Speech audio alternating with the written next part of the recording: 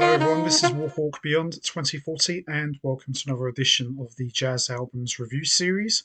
And today I'm going to be taking a look at a brand new 2023 release from one of the most iconic musicians in the history of music, and he's one of the most important voices for the piano and a gentleman who needs no introduction whatsoever.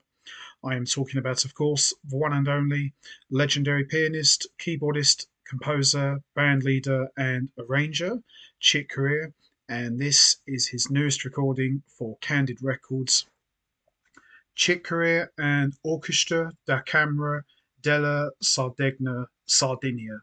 So this is only the second Chick Corea recording to be released posthumously after his sad passing back in 2021. And Chick Corea, as we all know, has dabbled in all genres of music, from jazz to fusion to avant-garde to chamber to classical music.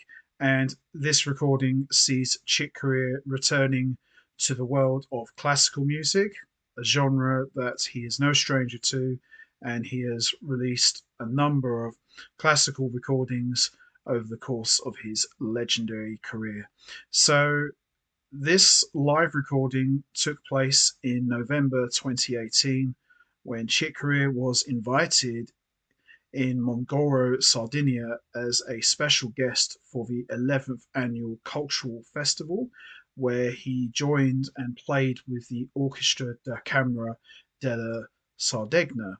So, the material that's featured on this album is compositions from Mozart and George Gershwin. So, let's have a look, shall we? So, there we are.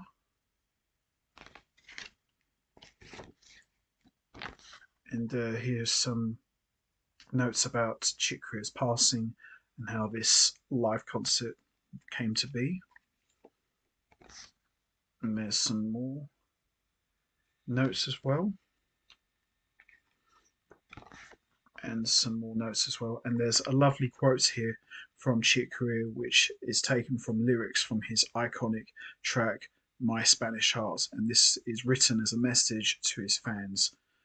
My heartbeat dances always to the rhythm. That feeling always lives, so strong that it will never die. And when I follow through and make that song come true, then my heart is satisfied that I have given all to you. I think it's more than safe to say that Chick Corea has definitely given more than his all to the fans, and he has always been about the music, and I think it's more than safe to say he's done an excellent job in delivering excellent music throughout his legendary career. And we've also got here some lovely words here from Chick's wife, Gal Moran, and she pretty much says, like, thank you to all of the fans who have supported Chick Corea from the very beginning. So it's lovely words here, and some production notes and some credits as well. So we've got Chick Corea as the featured artist on piano, and we've also got Simone Petu as the orchestra conductor. And of course, as we know, we've got the Orchestra da Camera della Sardegna as well. So it's pretty much Chick Corea as the featured soloist on piano with the full Sardinian orchestra as well. So excellent stuff here.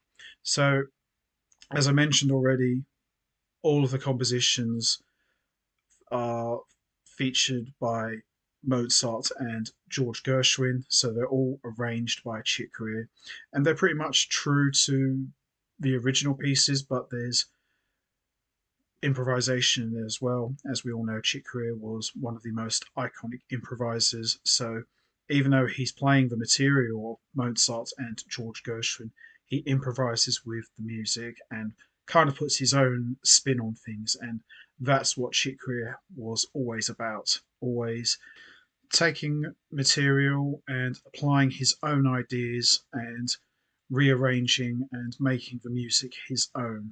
And that's what made Chick Corea such a true legend of music. He wasn't afraid of trying different things and was always taking risks and constantly reinventing himself time and time again. So, aside from the Mozart intro and the Gershwin intro, we have five compositions, three by Mozart and two by George Gershwin. So, we've got Mozart's Piano Concerto number 24 in C minor K491, Part 1 Allegro, and Part 2 Larghetto, and Part 3 Allegretto. And we've got Someone to Watch Over Me by Gershwin and Rhapsody in Blue, also by Gershwin. And even though there's only five tracks on this album, aside from the two intros, most of the pieces are really long. So, part one, Allegro, is 19 minutes and 51 seconds, and Larghetto is 7 minutes and 58 seconds long. Allegretto is 13 minutes and 49 seconds, and the closer track, Rhapsody in Blue, is 26 minutes and 10 seconds long. It's the longest track of the entire album. And Someone to Watch Over Me is the shortest track. It's like 6 minutes and 42 seconds long. And, you know, as much as I enjoy Chick Corea on keyboards and Fender Rhodes, for me, Chick Corea is where it's at with piano. You know, that's where his voice shines the brightest, and he definitely shines throughout this entire album. And you know, he's an amazing pianist and one of the absolute best in the world. So the standout tracks for me are Allegro, Allegretto, and Rhapsody in Blue. But the entire album is just absolutely amazing. A very majestic performance by the man himself. The orchestra are on fire, and it's a very powerful recording. And you know, Chick Corea was such a versatile musician. You know, he could be very jazzy, he could be very out there with avant garde, he could be full on rock infusion. This guy had many different hats, many different identities, and different personas he would put on depending on the kind of music he would be playing.